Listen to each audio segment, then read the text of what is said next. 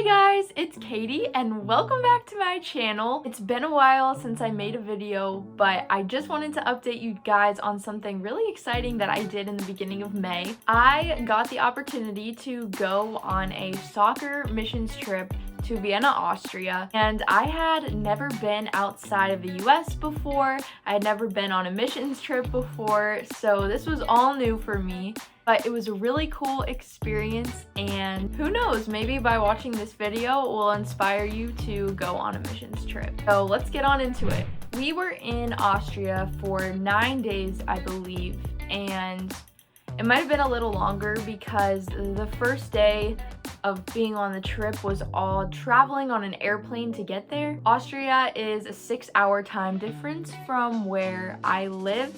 So we took a university bus to the airport, which was in another state, so that was about 3 hours away. And then we had a 9-hour flight from that state directly to Vienna.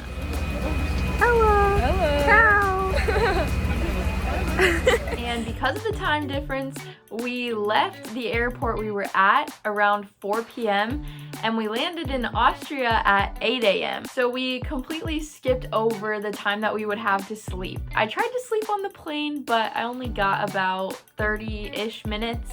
So I was pretty tired when we got there.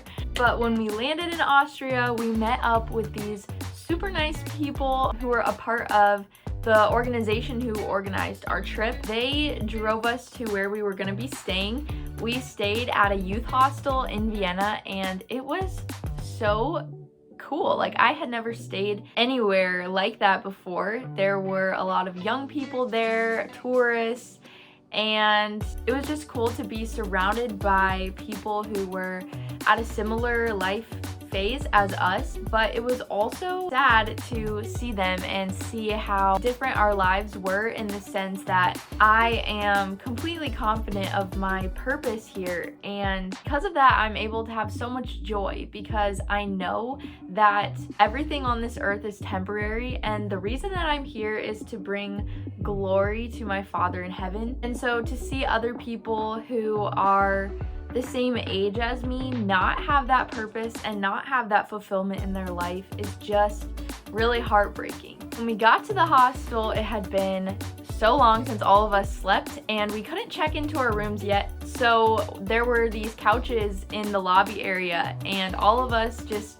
laid on the couches and took a nap in the lobby. And then after we had about an hour-long nap, we went and got lunch, and then we got to walk around downtown Vienna a little bit. We visited a cathedral that was so beautiful. Then that night we hosted a 7v7 tournament and also a soccer clinic for a local club, and it was so cute because the little kids at the club taught me how to introduce myself in German. After the 7v7 tournament, we got to interact with some of the girls who were closer to our age, and something really interesting that I did not know is that Austrians love to listen to American music. So of course, being the country music lover that I am, I asked them if they listen to country music, and most of them said absolutely not. They hated country music. So I just had to show them how much fun it could be. So I taught them how to line dance. It was really fun, and I think after that they maybe changed their opinion about country music. Then we got to go to sleep about 11 p.m. that night, but honestly staying up all day and not having much sleep really helped us to adjust to the time zone. So I'm glad that we didn't get to sleep very much, because it made the days in the future a lot easier. The second day we met up with a local church planter, and he gave us a copy of a book that he wrote so that we could read it and prepare for our activities for the next day. And then we got to go into Vienna and sightsee, but also just pray for different locations around town. One of the places that we prayed for was the Vienna Opera House, because opera is a really big deal in Vienna, but a lot of the operas are based on the afterlife, and they don't have a hopeful tone at all. There's a lot of focus on death and darkness, and so we just prayed that people's eyes would be open to the truth, and that they would be able to see and understand that there is life after death. And if you are separated from Christ, it is dark and it is scary. But God has also given us the free gift of salvation, that anyone who accepts his son Jesus as their savior can spend eternity with God, and that is so wonderful. Romans 10:9 says, if you confess with your mouth that Jesus is Lord and believe in your heart that God raised him from the dead, you will be saved. None of us has to be afraid of death or the afterlife because God has freely given us the gift of his son and given us this opportunity to reconcile with him and live with him forever. Then that night of day 2, we got to play one of the best club teams in Austria. Playing them also opened doors for us to talk to people because they're very well known around the city. On day 4 of the trip, we took the U-Bahn to the Vienna Hills, and the U-Bahn is an underground train. The Vienna Hills are one of the most beautiful places that I have ever seen. You can see the entire city of Vienna from up there. While we were in the Vienna Hills, we did some team building activities, and we also just talked about evangelism and some different spiritual gifts that people might have. And then that night we played another Austrian club team, and in this game, 15 minutes in, I twisted my ankle pretty badly, so I couldn't play the rest of the game, but my teammates were very helpful, and they gave me piggyback rides back to our hostel so I didn't have to walk, and I was able to get a bag of ice at McDonald's. It was all taken care of. On day 5, my team went to a local university to talk to the students there about Jesus.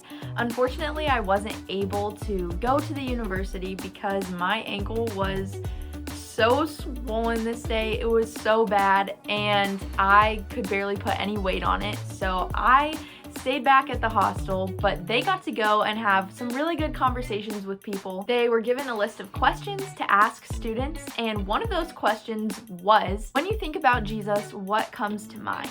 From what I witnessed in Austria, there are very few Christians there, and a lot of people don't know that much about Jesus or about the gospel, which is different from here in America, because if I was going to go talk to somebody about the gospel, people here in America would probably have an opinion on it, or they know some Christians. But in Austria, a lot of people have no idea about it at all. Most people said that they don't think about Jesus, or that they only think about him on holidays like Christmas or Easter. That question opened the door for my teammates to share their faith with people, and we are just praying that they see the joy and the hope that we have, and that they accept that for themselves and that they can experience that too. And that night we played another team. I obviously didn't play, but I was able to go because we had a car to carry all of our equipment, so I was able to go in the car, and the team ended up winning, which was so exciting. And after the game, we got to eat dinner with the team that we played. They made us dinner at the club, which was so nice. And this is one of my favorite nights of the trip because we got to have such great conversations with these girls and basically just talk to them about their life in Austria, and they talked to us about our life in America. Afterward, we had a big dance party and we all sang High School Musical songs together, and it was just such a fun night. On day 6 of the trip, we traveled about an hour outside of the city, and we got to go and help this woman pack supplies for Ukrainian refugees and the Turkey earthquake victims. She had recently lost her husband, but her heart for serving others was just so beautiful. And it was so cool to just see the joy that she has, because normally for anyone else, losing their husband, that can very easily crush you and also just make you feel hopeless and like you don't have a purpose here anymore. But this woman was able to take something so sad and tragic and turn it around and really be able to use the time that she has for good. So that was very inspiring to me. After we packed supplies, we went to a local school in Vienna, and we were able to play with the kids there. I was able to share my testimony with them, and it was just a very cool experience. 7th day of the trip, we got to go to a house church with a local church planner, the same one that we had met up with. a couple days before. We got to go and lead worship at his church, share our testimonies, and just interact with the people who were there. This is my favorite thing that we did the entire trip, because being in Austria was a little bit difficult in the sense that there weren't a lot of Christians there. In America, if I were to drive down the street, I would see churches everywhere. In Austria, we walked all around the city and I only ever saw one Christian church. So to just be able to fellowship with other believers and encourage each other and just share our testimonies with each other, it was such an amazing time. They also served us so well in that they made us a delicious lunch, and we got to just talk to each other about life and really be there for each other and build each other up. That night, the team played their last game, and then we also got to eat dinner with that club after. They made us dinner, and that was so nice. I really liked it when we ate dinner with the clubs, because then we were able to talk to the girls and really get to know them and just have good conversations with them. Our last day in Austria was a Sunday, so we got to go to one of the biggest churches in Austria, which compared to churches in America was pretty small, but it was still very cool to just be able to go and meet other Christians in the area. We shared a bit about our trip, what we were doing, and we also sang a song for them, and the church made us lunch after, which was so sweet. Then we got the opportunity to just go around the city or go back to the hostel and rest. I chose to go back to the hostel because my ankle was hurting quite a bit and I needed to ice it. But actually, I need to talk about that because my ankle was such a miracle on this trip. It was one of the worst ankle sprains that I've ever had, and I've had some pretty bad ones. The last major sprain that I had, I was out of sports for 6 months. This one seemed to be as bad as that, if not worse.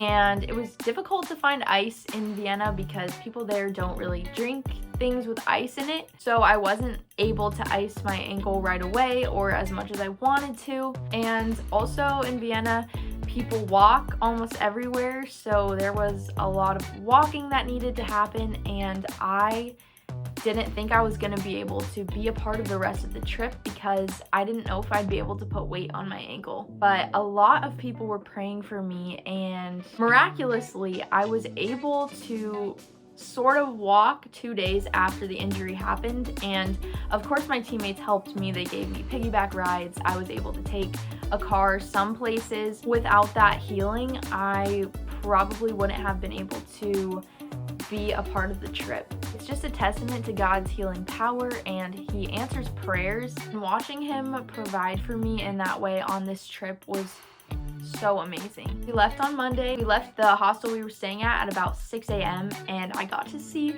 the most beautiful sunrise. Then our plane left around 10 a.m. and we landed back in America around 1. And then we had a 3-hour drive back to our school. Then I had a 3-hour drive from the school back to my house. So it was a very, very, very full travel day, around 15 hours for me. But this trip was just so cool. Some of my biggest takeaways from the trip were that there are just so many people all over the world who don't know Jesus. When I think of a missions trip, I wouldn't normally think of going to a country like Austria. I would think of going to countries maybe like Haiti or African countries where the physical need is greater. But this trip reminded me that people are in need everywhere. There are people in need right in my own community because they don't know Jesus. And as important as it is to provide for people's physical needs, ultimately those things don't last. And the most important thing that we could do for anyone is to share the gospel of Jesus Christ with them, because you could be the richest person in the world in this life, and if you don't have Jesus, it means nothing. Life seems really long while we're living it, but compared to eternity, it is so short. And that's not to say that it's not good to help people in their physical needs, because we definitely need to do that. It's so important, and I would love to go on a trip where we do that in the future. But this was just cool because it reminded me of the impact that I can have at home as well. Thank you guys so much for watching this video. I hope you enjoyed hearing about my trip to Austria, and also if you've been considering going on a missions trip, I hope that this inspired you to do it and go. It is such an amazing experience and also so cool to share our faith with other people. If you haven't already subscribed, click the subscribe button below, and also if you liked this video and you give it a thumbs up, that helps me so much, and I'll see you guys next time.